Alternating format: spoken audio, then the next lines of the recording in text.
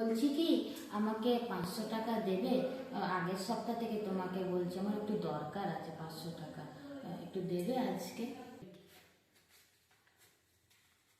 আজকে সোমবার। হ্যাঁ, তো কি হয়েছে? আজকে ভোলে বাবার পুজো হয়, আজকে আবার টাকা দেয় নাকি? তোমার মাথা খারাপ আছে? তাহলে কালকে মঙ্গলবার দিন। না, মঙ্গলবারে বজরংবলীর পুজো হয়, মঙ্গলবারে আবার পয়সা দেয় নাকি? তাহলে বুধবার দিন দেবে তো?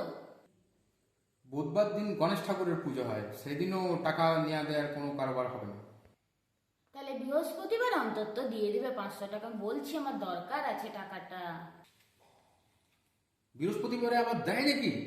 লক্ষ্মীবার একদম না, সেদিন তো টাকা হাত দিয়ে চলে না। তাহলে শুক্রবারে পাক্কা দিয়ে দিবে? না না না না না, শুক্রবারে সন্তোষী মায়ের পুজো হয়, সেদিনও টাকা পাকার কোনো কারবার হবে না।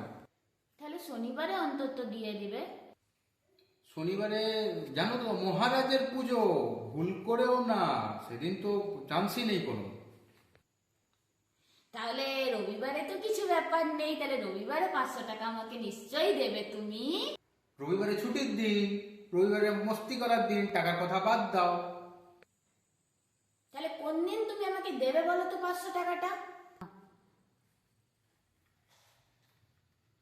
যে সপ্তাহতে এইসব পুজোর কারোবার থাকবে না, এই সব দিনগুলো থাকবে না, সেই সপ্তাহে আমি তোমাকে টাকা দেবো। হ্যাঁ।